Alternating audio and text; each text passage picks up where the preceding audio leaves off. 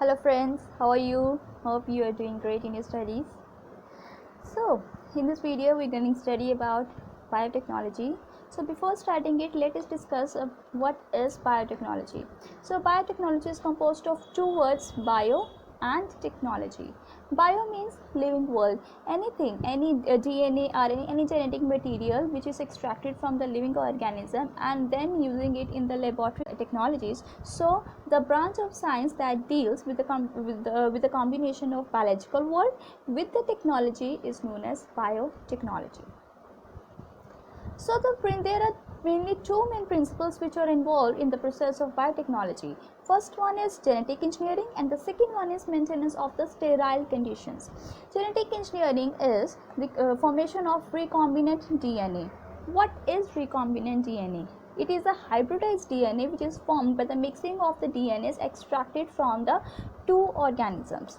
Next is maintenance of sterile conditions. Why do we need this?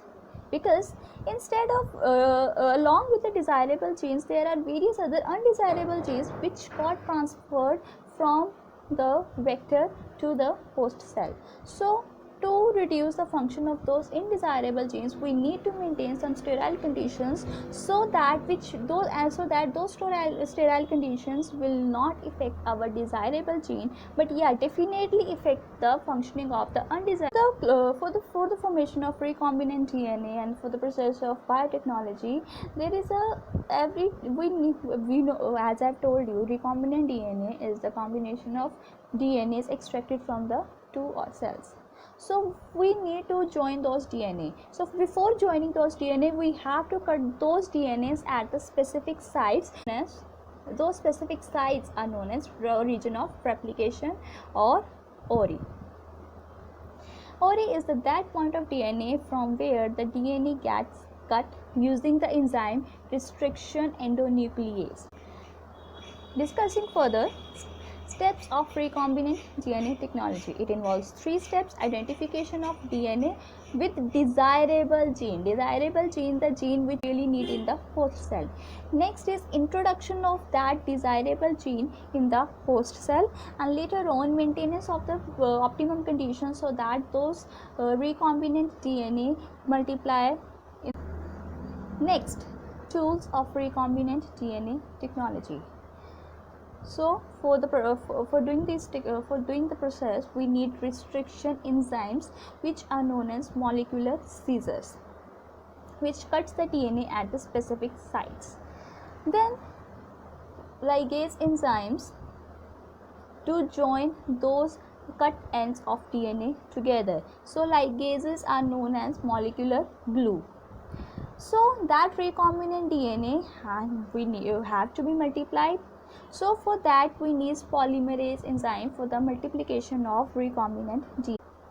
Next are vectors. Vectors are those components which transfer desired gene from one cell to the host cell.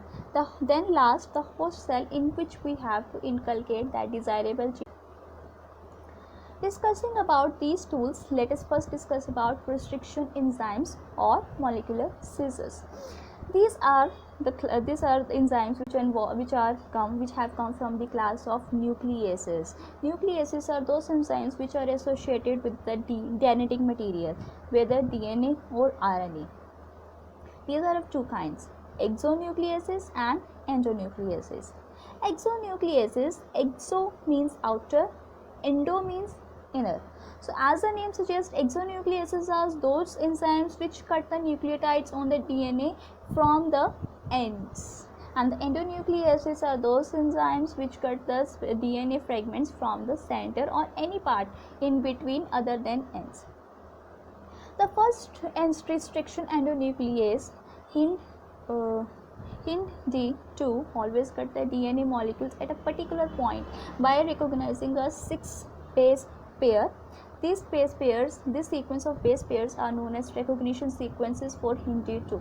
Likewise, all the restriction endonucleases have their specific recognition sequences. For example, the EcoR1 has specific sequence GAATTC.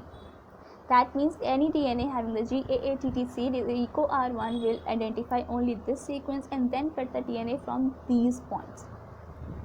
What are these recognition sequences? Recognition sequences are palindromic sequences when read from 5' to 3' direction, whether in forward direction or in backward direction. For example, madam, M A D A M.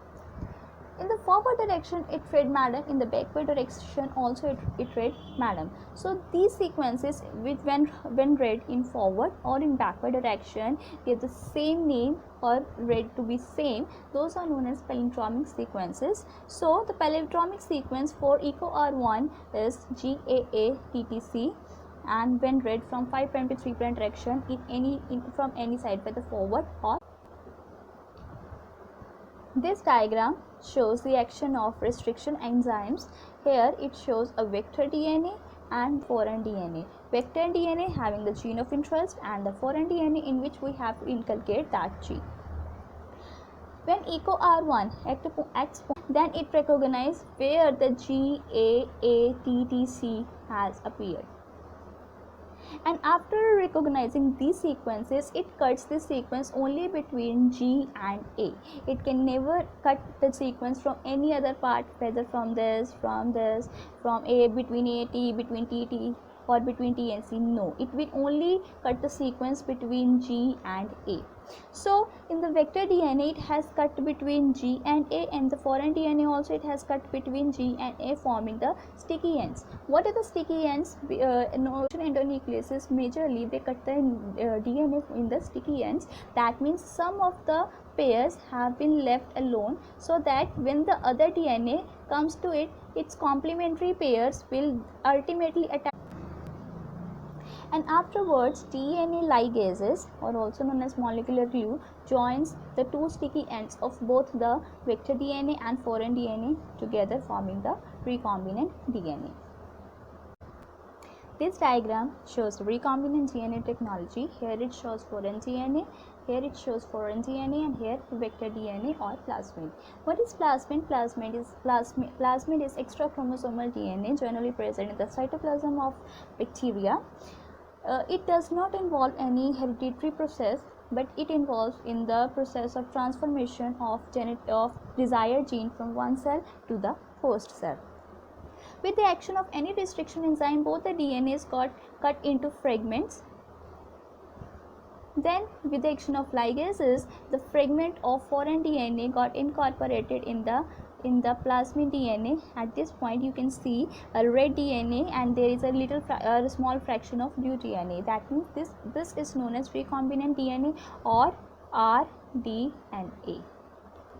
Then rDNA is then inculcated in the host cell. Then the host cell multiplies into its progeny, forming the recombinant offsprings. Restriction enzymes cut the DNA fragments, but we don't know whether the fragments are small or larger, and to what extent what is the size of fragment which we need for that process. So for that we need another process known as gel electrophoresis. This is a technique which includes the electric field, and under the influence of electric field, the negatively charged DNA fragments move towards the anode, and they separated according to their size. And further, the separated segments of DNA can be visualized using the DNA stain ethidium bromide, which is then followed. Then that fragment is extracted from the process, and that extraction of fragment is known as elution. Next, discussing about another tool used in the process of recombinant DNA is cloning vector. Like in this diagram we have discussed plasmids. So plasmids are the cloning vectors which we generally used for the transformation of gene from one cell to the another cell. In 1972, Cohen and Boyer isolated antibiotic resistant gene by cutting out the DNA from the plasmid of Salmonella typhimurium. Cutting which has been done by the restriction enzymes, then that part of the DNA is then joined using the DNA another with the host DNA, and then that host DNA is incorporated back in the host cell, and then host cell multiplies further using the plasmids. And bacteriophages are commonly used as vectors for cloning because they can replicate themselves in the bacterial cells independent of the chromosomal DNA.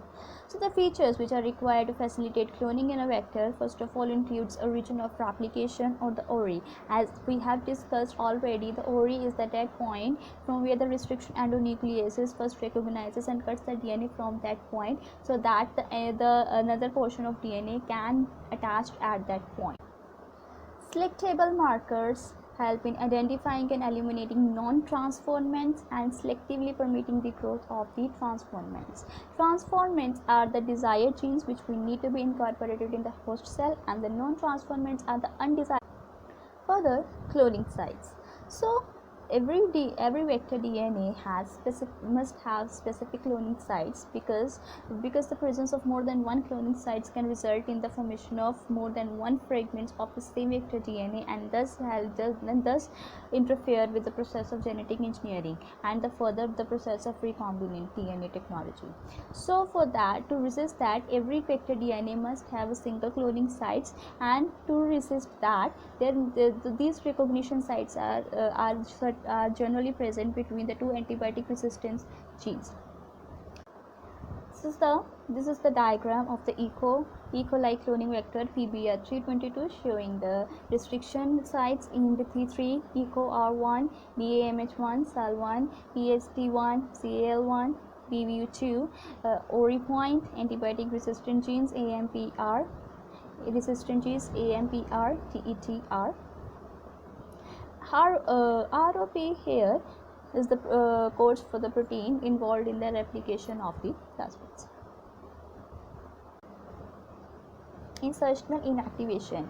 This is a process to stop the functioning of any gene. That means to inactivate any gene.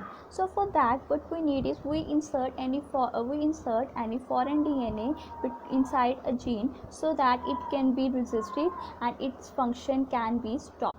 The common example of insertional inactivation is blue-white selection. In this method, LAC-Z gene, which is present on the vector, which is responsible for the production of enzyme beta galactosidase, which cleaves means usko todna, which cleaves substrate BCIG 5 bromo 4 chloro BCIG. I'll underline it again.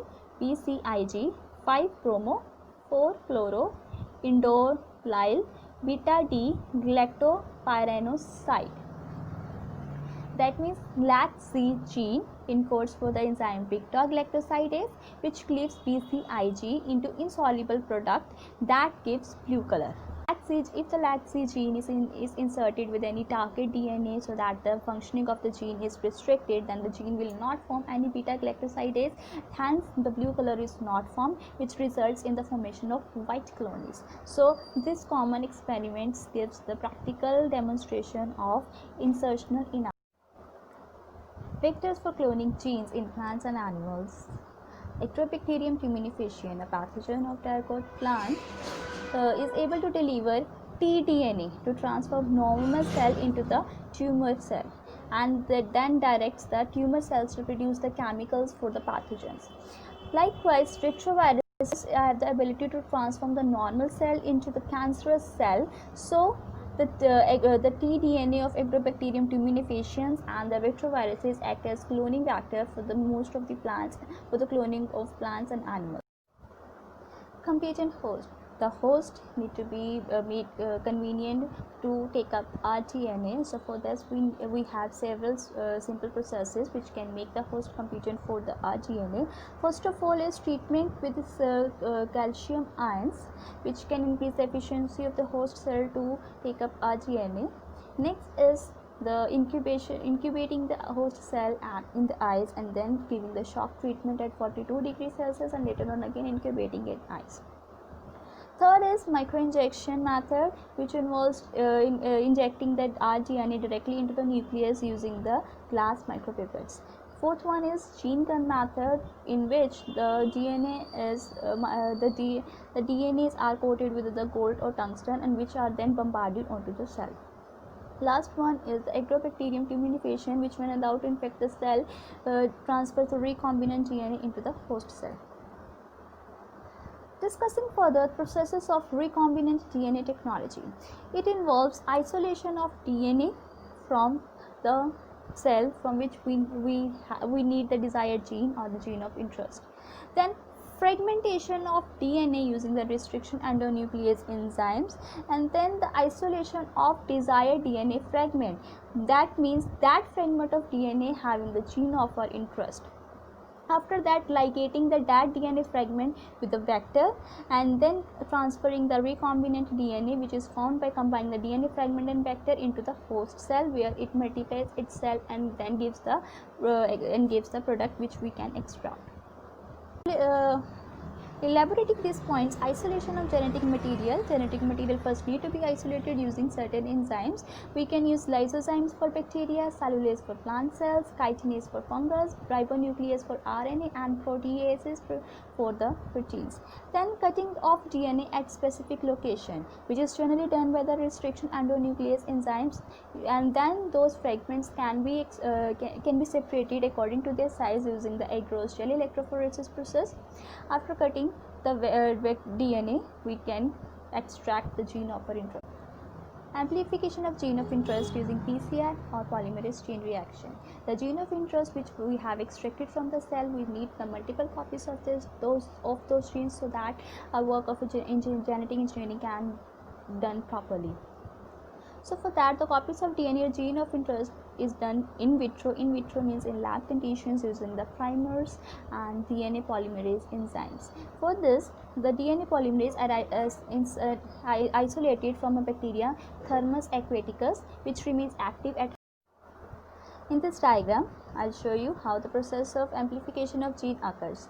Here, the red portion indicates the region to be amplified, or the region that is having the gene of our interest. First of all, we need to separate these two strands of DNA. This is generally done at high temperature, and the process is known as denaturation. After separating these two strands of DNA, DNA primer attaches at 5' ends on both the strands, and then doing the process of polymerization from 5' to 3' direction, giving the multiplied copies of that gene.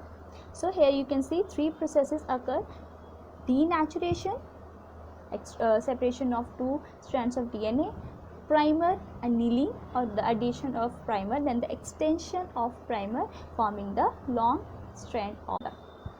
After the amplification of the gene is incorporated in the host cell, where the gene gives its desirable products.